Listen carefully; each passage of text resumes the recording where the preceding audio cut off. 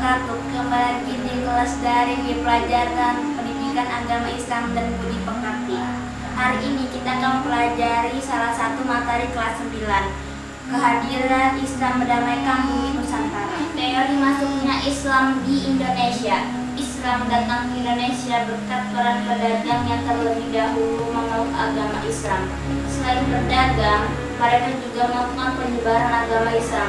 Terdapat 3 teori yang mampu menjelaskan datangnya Islam di Indonesia. 1. Teori Mekah. Menurut teori ini, Islam dibawa oleh pedagang yang berasal dari Mekah di abad 7 Masehi. Terdapat 3 bukti yang mendukung teori ini. Pertama, adanya perkampungan Islam di Bau, Sumatera di tahun 674 Masehi. Sesuai namanya, penghasil utama dari kampung ini adalah kapur Bau. Benda ini menjadi pustakaan dari Timur Tengah, sehingga pengguna berdagang dari sana untuk datang ke Indonesia. Kedua, ditemukannya makam Islam tertua Indonesia, tepatnya di Gresik, Jawa Tengah.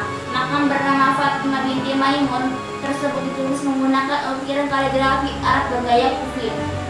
Ketiga, adanya pemakaman Islam di wilayah Majapahit di Trowulan. Diyakini bahwa pada era kerajaan Majapahit sudah banyak orang yang memeluk agama Islam. 2. Teori Persia. Teori ini menyatakan bahwa selain disebarkan oleh pedagang dari Mekah, Islam juga disebarkan oleh pedagang yang berasal dari Persia, yang kira-kira kini letakkan ada di negara Iran. Menurut teori ini, Islam dibawa oleh pedagang yang asalnya dari Iran pada abad 11 Masehi.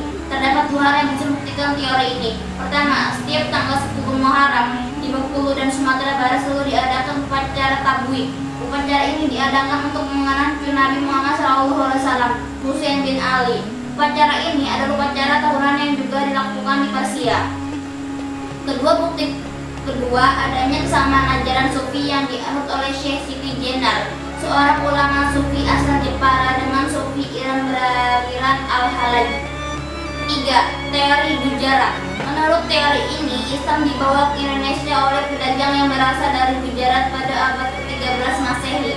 Bukti pertama yang mendukung teori ini adalah bentuk batu nisan Sultan Malik Al-Saleh, Sultan dari Kerajaan Samudra Pasai. Batu nisan ini mirip dengan batu nisan yang ada di Gujarat.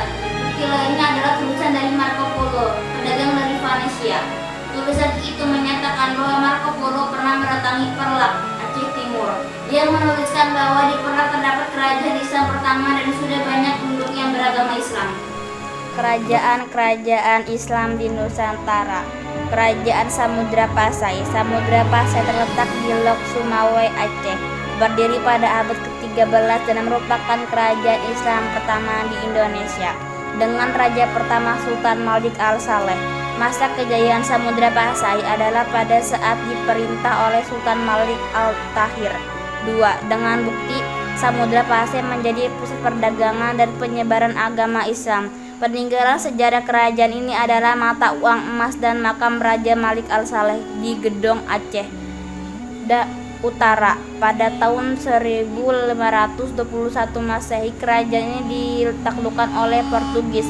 Selanjutnya, kerajaan Samudra Pasai mulai mundur dan berada di bawah kekuasaan kerajaan Aceh. Kerajaan Samudra Pasai berakhir pada tahun 1524 Masehi. Kerajaan Aceh. Kerajaan Aceh terletak di tepi Selat Malaka yang berpusat di Kutaraja, Banda Aceh. Berdiri pada abad ke-16 dengan raja pertama Sultan Ali Mughayat Shah pada 1514 sampai 1528. Raja terkenal dari Aceh yang membawa ke zaman keemasan Sultan Iskandar Muda 1607 sampai 1636. Ia berhasil menaklukkan Johor, Pahang, dan Kedah. Pujangga yang terkenal dari Aceh antara lain Hamzah Fausuri, Syamsuddin Sumatrani, Nuruddin Araniri, dan Abdurrauf Singkal. Para ulama inilah yang berhasil menerjemahkan Al-Quran dalam bahasa Melayu. Kerajaan Demak. Kerajaan Demak terletak di muara Sungai Bintoro, Demak, Jawa Tengah. Berdiri pada abad ke-16 dengan raja pertama Raden Patah.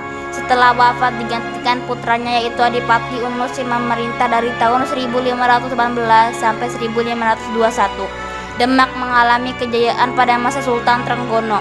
Sepeninggalan Sultan Trenggono, kerajaan Demak kacau karena adanya perebutan kekuasaan. Akhirnya menantu Sultan Trenggono yaitu Adiwijaya. Sejak itu pusat pemerintahan dipindahkan ke Pajang pada tahun 1568. Peninggalan sejarah Kerajaan Demak antara lain Masjid Agung Demak yang didirikan tahun 1478 oleh Wali Songo. Kerajaan Pajang 1568 sampai 1586. Kerajaan Pajang adalah penerus dari Kerajaan Demak. Raja pertama Kesultanan ini adalah Jaka Tingkir yang berasal dari Pangging di lereng Gunung Merapi. Pada waktu Sultan Hadiwijaya berkuasa di Pajang, Ki Ageng Pamanahan yang angkat menjadi bupati di Mataram sebagai imbalan atas keberhasilannya menumpas Arya Panangsang.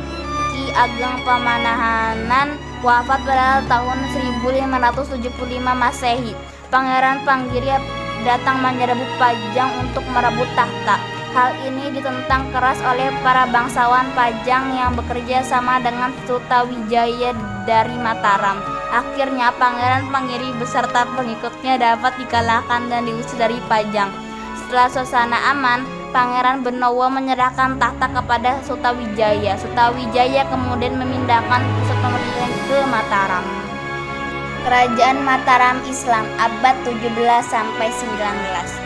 Kerajaan Mataram Islam berdiri pada tahun 1586 dan raja pertamanya adalah Sutawijaya yang bergelar Senapati Ingalaga Sayyidin Panatagama. Artinya panglima perang dan ulama pengatur kehidupan beragam. Pusat kerajaan ini terletak di sebelah tenggara kota Yogyakarta, yakni di Kota Gede. Kerajaan Mataram mencapai puncak kebesarannya pada masa pemerintahan Sultan Ageng Hanyakarakusuma 1613 sampai 1645. Pada masa Sultan Agung banyak prestasi besar yang dicapai antara lain sebagai berikut. Memperluas daerah kekuasaannya meliputi Jawa sampai Madura kecuali Banten dan Batavia, Palembang, Jambi dan Banjarmasin. Mengatur dan mengawasi wilayahnya yang luas itu langsung dari pemerintah pusat Kota Gede. Melakukan kegiatan ekonomi yang bercorak agraris dan maritime, melakukan mobilisasi militer secara besar-besaran, mengubah perhitungan tahun Jawa Hindu Saka dengan tahun Islam Hijriyah, menyusun karya sastra yang cukup terkenal yaitu sastra Gending dan kitab Suluk, menyusun kitab undang-undang baru. Kerajaan Banjar. Kerajaan Banjar adalah kerajaan Islam di Pulau Kalimantan, tepatnya di Provinsi Kalimantan Selatan saat ini.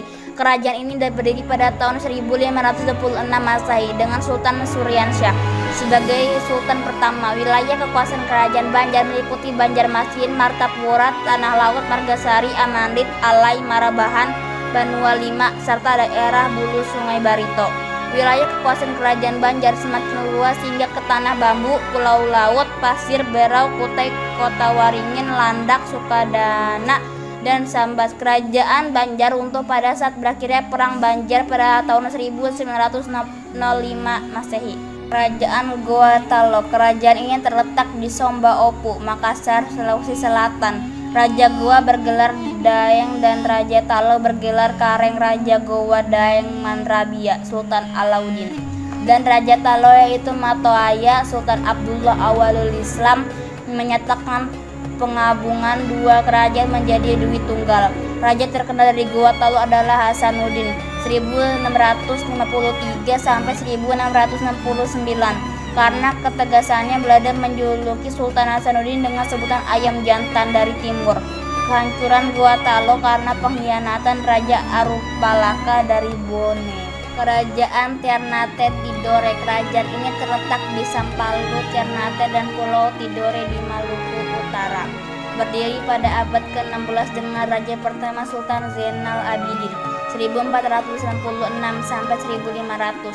Raja terkenal Ternate adalah Sultan Hairun Dadan, Sultan Babullah yang gigih melawan dan mengusir Portugis dari Maluku 1536 sampai 1543. Hasil utama kerajaan Ternate dan Tidore adalah Cengki dan Pala.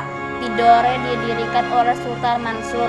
Raja Tidore yang terkenal adalah Sultan Luku. Sekian materi pelajaran daring hari ini. Terima kasih telah menyaksikan video ini. Jangan lupa like, comment, and subscribe. Terima kasih. kasih. Wassalamualaikum warahmatullahi wabarakatuh.